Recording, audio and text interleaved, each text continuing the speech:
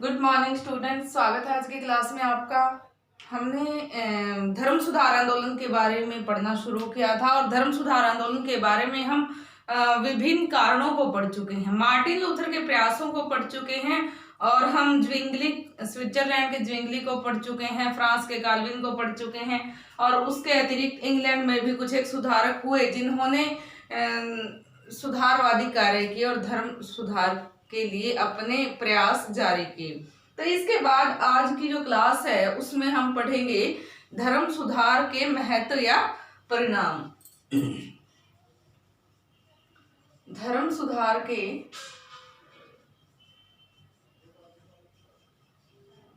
महत्व या परिणाम।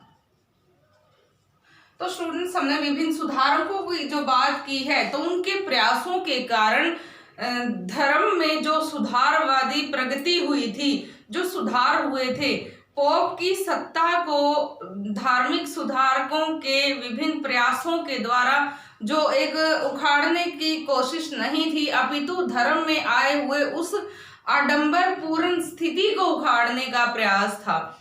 क्योंकि पोप के जो अत्याचार थे, उसका जो विलासी जीवन था, उसके जो धर्म के प्रति नास्तिकता का बढ़ना था, धर्म में अंधविश्वास को अधिक से अधिक बढ़ावा देना, लोगों को बेवकूफ बनाना, ये उस समय की समकालीन परिस्थितियों को देखते हुए विभिन्न दार्शनिकों ने, विभिन्न धर्म सुधारकों ने अपने प्रयासों के द्वारा लोगों को चेताया। और हद तो तब हो गई जब पोप लियो 10 ने अपने एक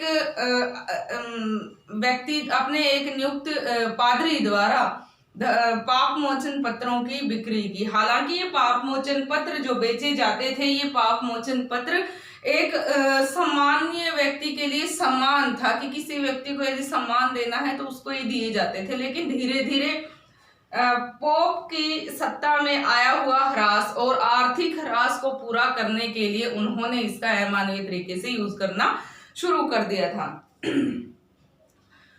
तो इस प्रकार से पाप मोचन पत्रों की बिक्री पोप लियो 10 के समय में जब हुई तो पोप लियो 10 ने पूरे प्रयास किए आर्थिक रूप से अपने आप को मजबूत बनाने के लिए और विटेनबर्ग पहुंचा उनका एक पादरी टेटजेल। तो टेटजेल द्वारा पाप मोचन पत्रों की बिक्री का लूथर द्वारा विरोध किया गया और तभी से जो है ये धार्मिक सुधार आंदोलन चले थे, धर्म सुधार आंदोलन चले थे। इसके बाद विभिन्न क्षेत्रों में, जैसे कि ज्यूरिख ज्विंगली ने स्विट्जरलैंड में पाप मोचन पत्रों की बिक्री का विरोध किया और उन्होंने भी बाइबल के महत्व को सर्वोत्तम माना और बाइबल के अनुसार जीवन जीने की सलाह दी है। तो इस प्रकार से स्टूडेंट्स, हम विवेचन कर सकते हैं कि उस समय पे क्या स्थिति रही होगी धर्म की। तो धीरे धीरे करके लूथर के जो अनुयायी थे, लूथर की बातों में विश्वास करने वाले व्यक्ति, लूथर का सहयोग करने वाले और कैथोलिक धर्म का विरोध करने वाले, प्रोटेस्ट करने वाले, प्रोटेस्टवादी कहलाए, लूथरवादी कहलाए। और दूसरा जो था प्राचीन कैथोलिक धर्म जो था वो था। तो इस प्रकार से ईसाई धर्म का बंटवारा हो गया, वो 2 भागों में बंट गया। ऐसे ही ज्विंगली के जो समर्थक लोग थे वो भी जो है प्रोटेस्टवादी ही कहलाए थे। तो उसके बाद यदि हम बात करें फ्रांस के कैल्विन की, कैल्विन के विचारों को भी काफी मान्यता मिली। उन्होंने अपने विचारों के बाद विचारों के तहत काफी लोगों को चेताया और ये समझाने का प्रयास किया कि जिन नियमों को तुम मान नहीं सकते उनको तुम तोड़ सकते हो। जो नियम तुम्हारी आत्मा को गवारा नहीं है, कि तुम्हारी आत्मा नहीं मानती कि ये मानने योग्य हैं, उनको तुम्हें मानना आवश्यक नहीं है, उनको तुम तोड़ सकते हो। तो इस प्रकार से अपने विभिन्न उदाहरणों से ये सिद्ध करने की कोशिश की कि ईश्वर ही सर्वोत्तम सत्ता है, ईश्वर की भक्ति करने से ही मुक्ति मिल सकती है और ईश्वर की भक्ति करके ही मुक्ति प्राप्त की जा सकती है। अन्य कोई पोप की कोई सत्ता नहीं है, उसका कोई अस्तित्व नहीं कि वो बिचौलिया बनेगा और वो ही मुक्ति के द्वार तक ले जाएगा। इस प्रकार से विभिन्न सुधारकों के प्रयासों द्वारा धर्म में काफी सुधार हुए। तो अब हम धर्म सुधार आंदोलन के महत्व या परिणामों की चर्चा कर रहे हैं। तो इसमें सबसे महत्वपूर्ण क्या प्रभाव हमारे सामने आया कि ईसाई धर्म जो था उसकी एकता भंग हो गई। पहले क्या था, बहुत ही पुराने समय से चला आ रहा प्राचीन जो धर्म था, कैथोलिक जो धर्म था, रोमन कैथोलिक चर्च का प्रभुत्व था, वो अब खत्म हो गया। तो यहाँ पे सबसे पहला बिंदु है ईसाई एकता का अंत। ईसाई एकता का अंत।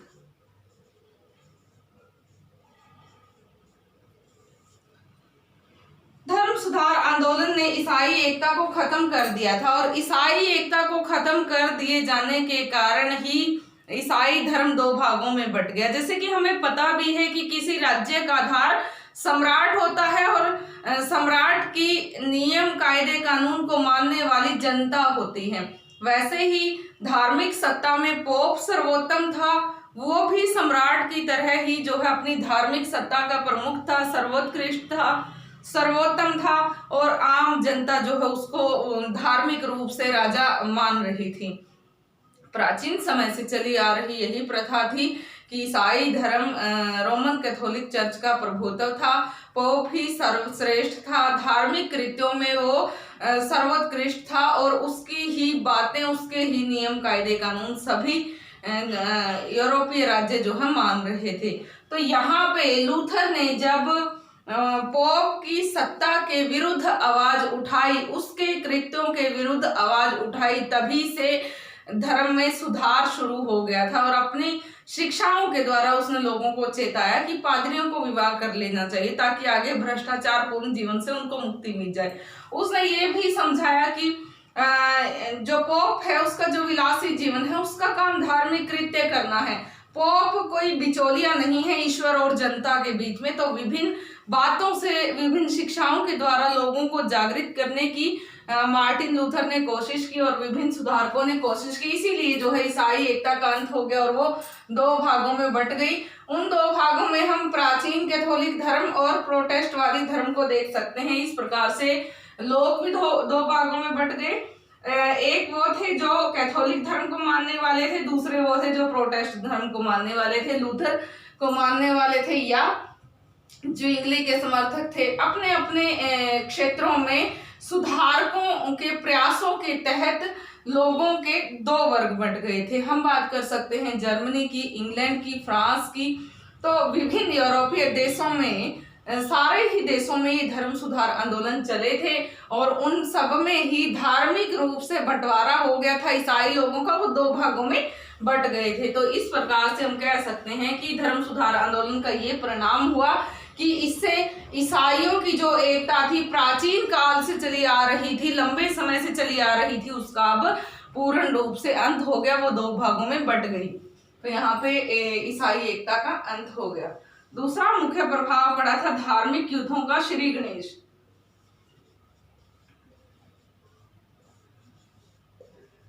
धार्मिक युद्धों का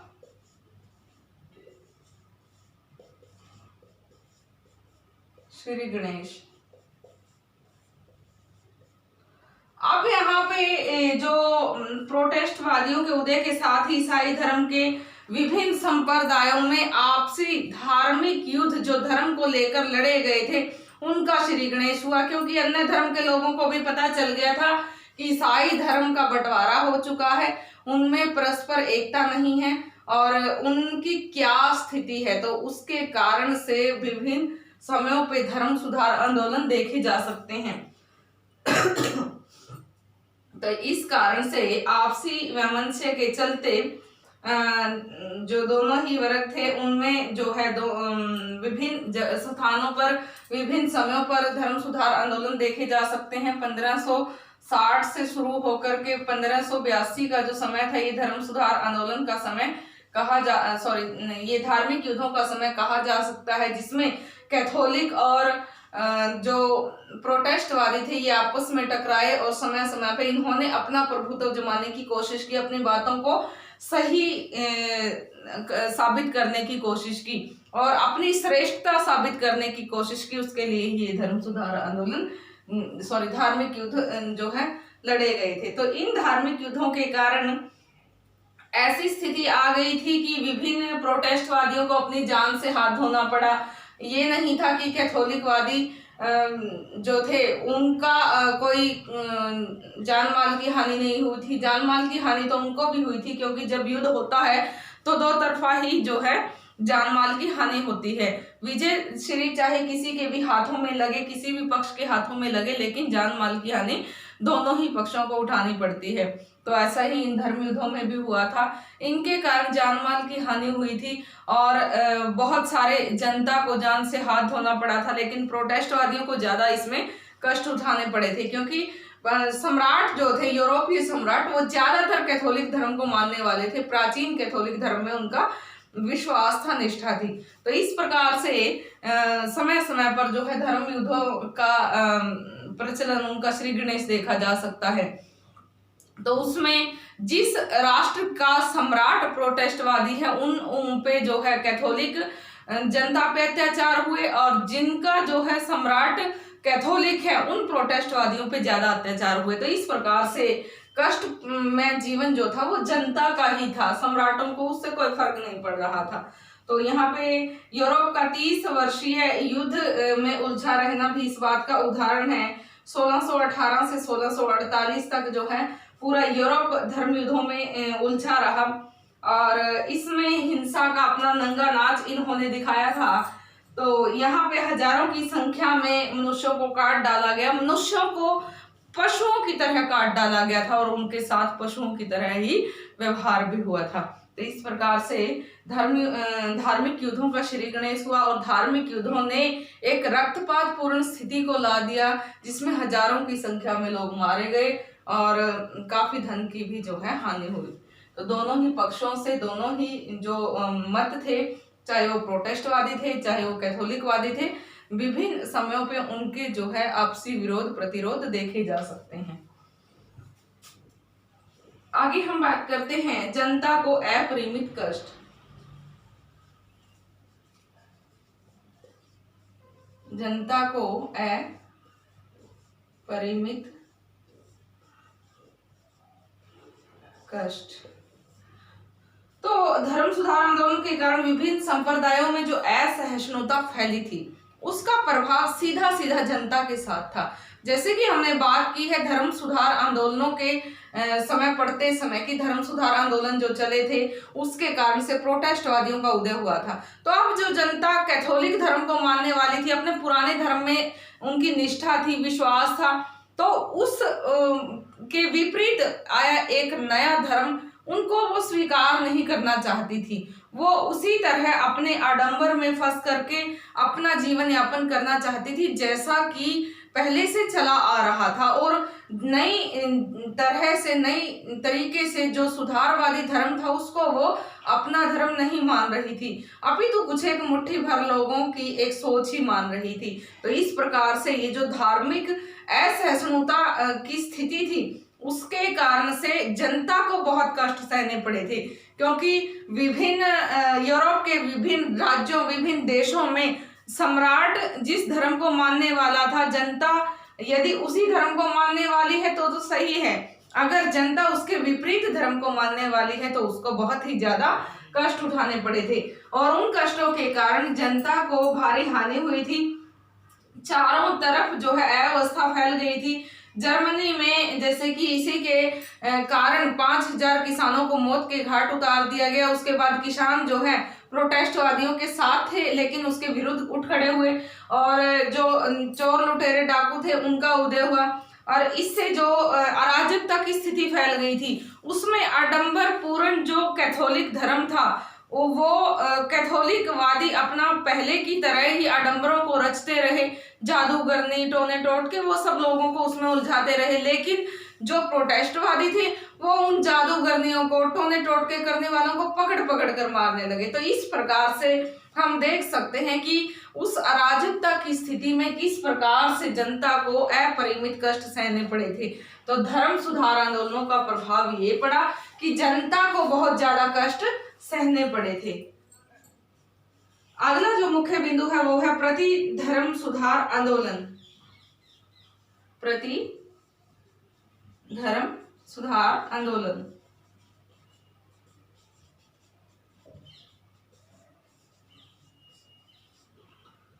धर्म सुधार आंदोलन के कारण विकसित प्रोटेस्ट धर्म यूरोप उसमें तेजी से फैला था। तो एक नई शाखा के रूप में धर्म की एक नई सत्ता लोगों के सामने आई थी।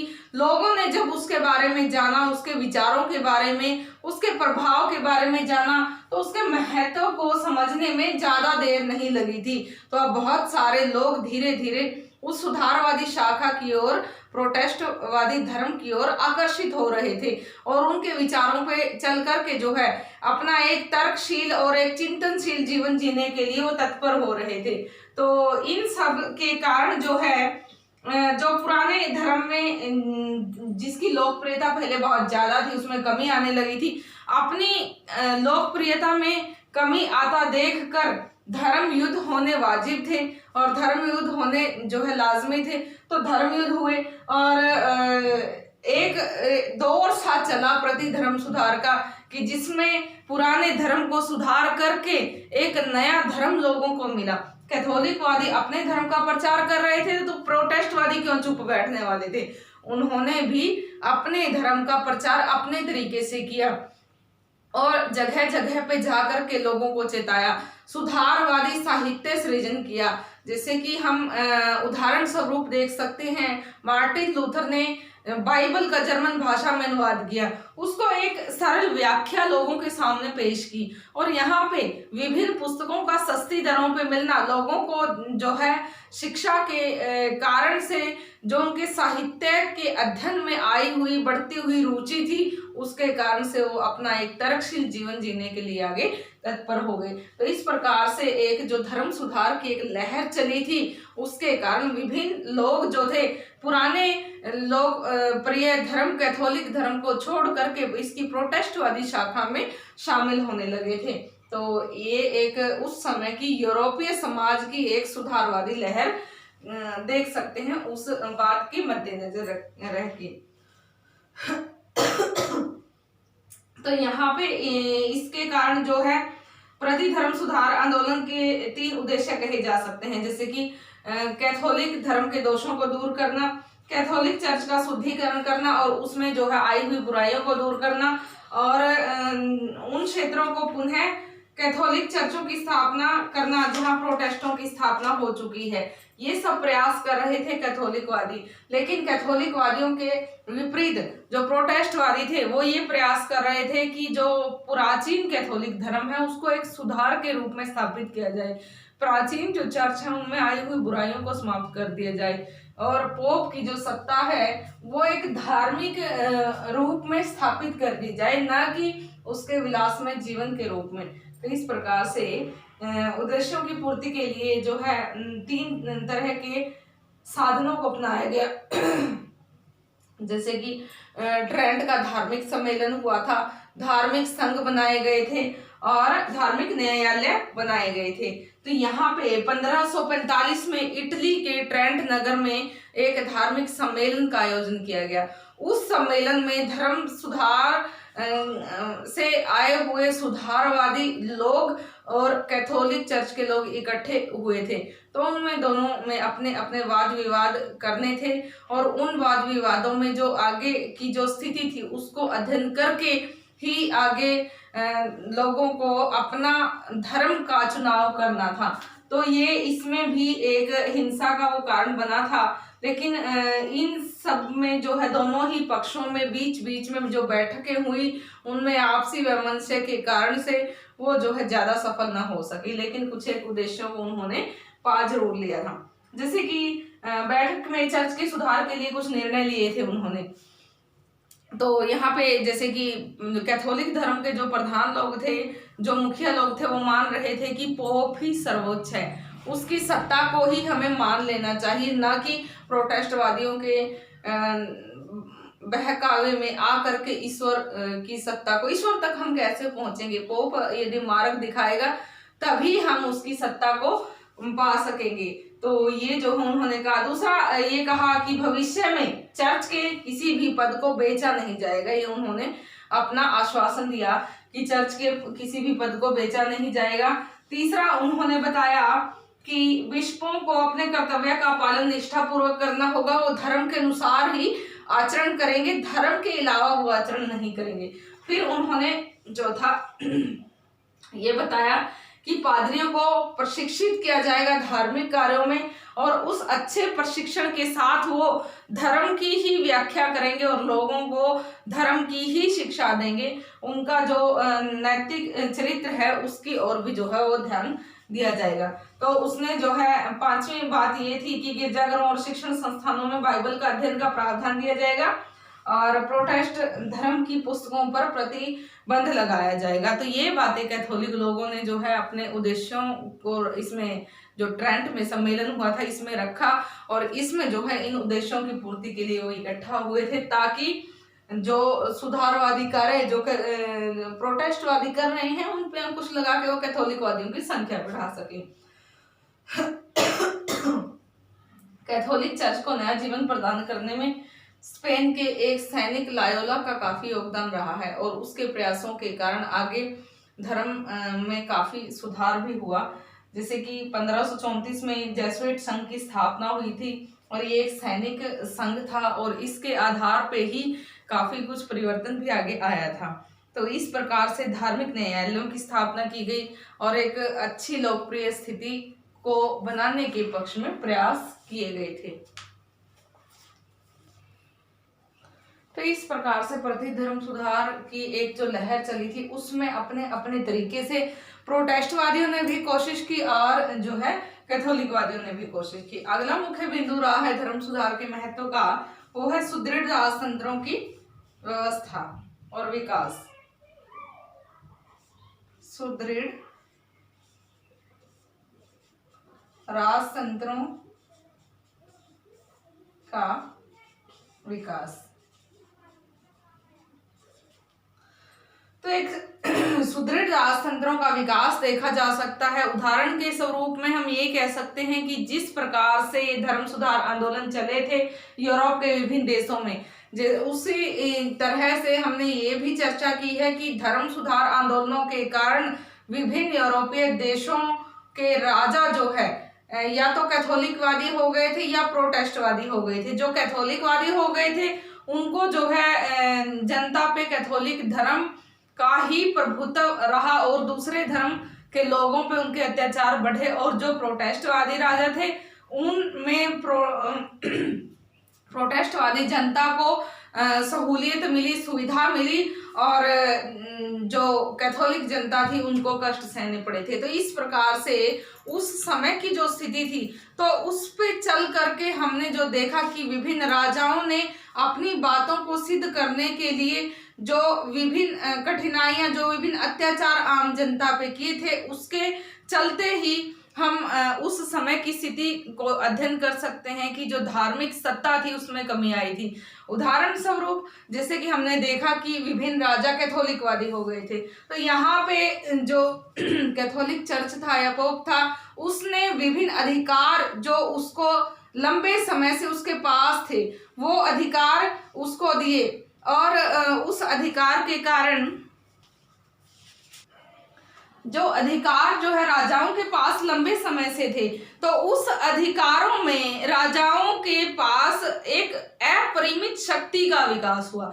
उस शक्ति को हम इस बात के मद्देनजर देख सकते हैं कि अब राजाओं के पास अपनी शक्ति थी, धर्म की जो शक्ति थी, पोप की जो सत्ता थी, उसमें जो है राजाओं को उससे छुटकारा मिल गया था। राजाओं के लिए विभिन्न जो यूरोपीय राजा थे, चाहे वो कैथोलिकवादी थे, चाहे वो पोपवादी या सुधारवादी प्रोटेस्टवादी थे, उन दोनों में ही एक अच्छी बात ये हुई कि सुदृढ़ राजतंत्रों की स्थापना हुई। और सुदृढ़ राजतंत्रों की स्थापना एक धर्म सुधार आंदोलनों की लहर के कारण ही हुई थी, क्योंकि उसमें धर्म सुधार के कारण से लोगों ने अपनी स्थिति को सुधारा, राजाओं ने भी अपनी स्थिति को सुधारा था, क्योंकि विभिन्न प्राचीन राजाओं ने जो पोप को अधिकार दिए थे, विभिन्न करों के अधिकार थे, संपत्ति के अधिकार थे, तो उन लोगों ने उस समय की स्थिति का लाभ उठाते हुए अपने अपने अधिकारों को सुदृढ़ किया और उनको वापस प्राप्त किया, और उनको प्राप्त करने के बाद उनकी जो स्थिति सुधरी थी, जो संभली थी, उससे एक सुदृढ़ राजतंत्रों का विकास देखा जा सकता है। तो जर्मनी और स्पेन, हॉलैंड में जो सुधारवादी आंदोलन चले थे उन लोगों ने भी अपनी स्थिति सुदृढ़ की।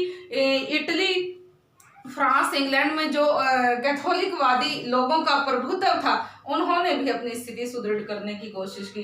तो इस प्रकार से सुदृढ़ राजतंत्रों का विकास देखा जा सकता है। स्टूडेंट्स, आज हमने बात की है धर्म सुधार आंदोलन के महत्व या परिणामों की।